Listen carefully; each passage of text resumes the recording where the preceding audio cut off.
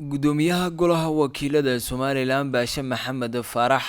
oo warbaahinta kula hadlay xafiiskiisa ayaa waxa uu jawaab ka bixiyay hadal dhawaan ka soo yeedhay gudoomiyaha xisbiga mucaaridka ee Ucud Injineer Faysal Cali Waraabe waxaana gudoomiye Faysal Cali Waraabe ku eedeeyay inuu deegaano kamid ah Somaliland uu ka horinayo colaado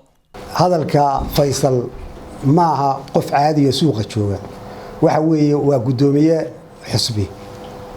oo xisbi qaranku leeyahay ayuu jooga marka hadalladu ku hadlayna hadalla loo dul qaadan karo ma yahay hadalla anshax ka baxsan buu ahaa hadalla kef buu ahaa aniga shakhsiyan wuxuu iga sheegayo waxba kama qabin aan waxa weeye kursi baan fadhiyaa siyaasaddinkii kalaana in la maago xaq buu leeyahay inuu ka caroodana ma aha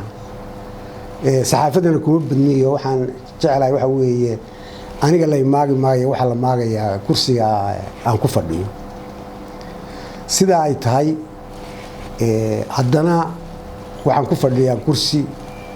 xisaanad leh waxaan ay qaranka ninka saddexaad baana umana dul qaadan karo hadallada qaarkood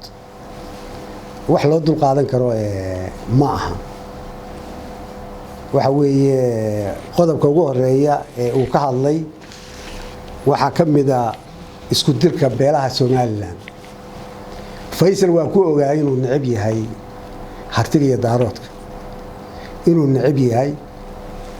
nacayb kalena ma aha wixii uu xamar ka sameeyay uu ku sameeyay beelaha Somaliland degan ayuu ku qarinayaa in uu dhalinyarada u tuso nin daarood iyo harti necab inuu yahay laakiin ma aha inuu necab yahay waxa weeye waxa qurub magaalada ku soo galay ee Soomaaliya ku soo noqday waxay ahayd inuu harti iyo daarood haayo taasina ka reebi mayso dadka Soomaaliland waa qabaa'il hartina cidna lama joogo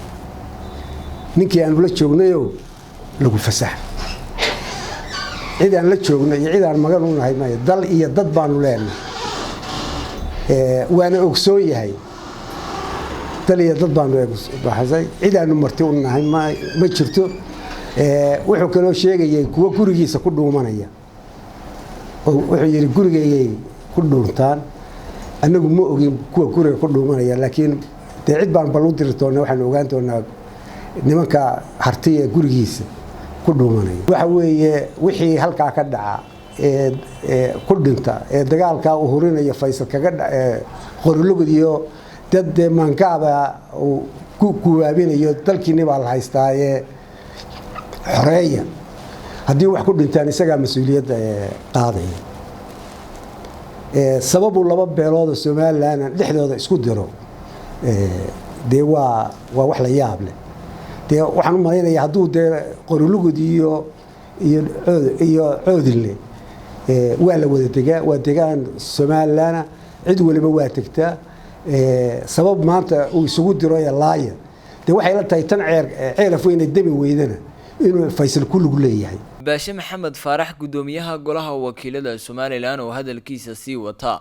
ayaa waxa uu sheegay inuu ballan qaadayo in Faysal Cali Waraabe aanu mar afraad isu soo taagi doonin musharaxnimada madaxtinimada Somaliland oran mayno Ucud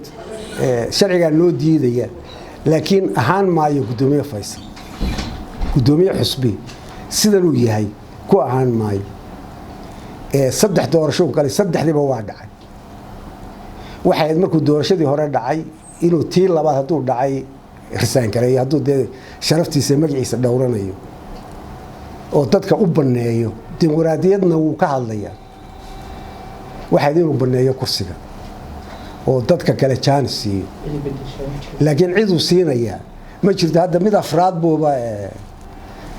laakiin waxaan ballan qaadanaa inuu mid afraad isu taagay mid afraad inuu isu taagay waxa weeye markaan aad u fikiray ma doonayo inaan hadlo laakiin markaan dhowr habeen fikiray waxaan goostay waxa weeye Faysal 4 jeer 3 jeer Soomaaliya dooran weyn cadaawad buu qaaday baana hadda socota maalintii dhaweeda xisbiyada la yiri waa la furayaana waxaan hubaa dad kula sheekaystay intaan la furin inuu xamar aadayo Faysal sidan Soomaaliya laguma wada joogi karo gabagabadiina gudoomiyuhu waxa uu sheegay inaanu Faysal Cali Waraabe jirin wax ugu jira khilaafka u dhaxeeya madaxweynaha iyo ku-xigeenkiisa maamul goboleedka Puntland wixii kale markuu wuxuu ka hadlay meesha la yiraahdo Puntland waxa isku haysta madaxweynaha iyo madaxweyne ku-xigeenka is haysta waa wax iyaga ka dhaxeeya wax isaga ugu jira dhaxkalkiisa ma ay jirin oo ka khuseeya laakiin fidmo buu rabay inuu meesha dhex dhigo hadalkiisana waad maqlayseen wuxuu yiri soo eri sida ilmo yar oo u shaqeeya meel soo eri buu yiri afka toogana madaxana ka goobiyo nin dan oo xisbiga inuu yira qof madaxa ka goob waxa weeye waa dambi qaran weeye danina uma u hiilinayna wuxuu doonayay inuu isku diro labada beelood ee wada degan Axmed Maxamuud Dool Dalsan TV Hargeysa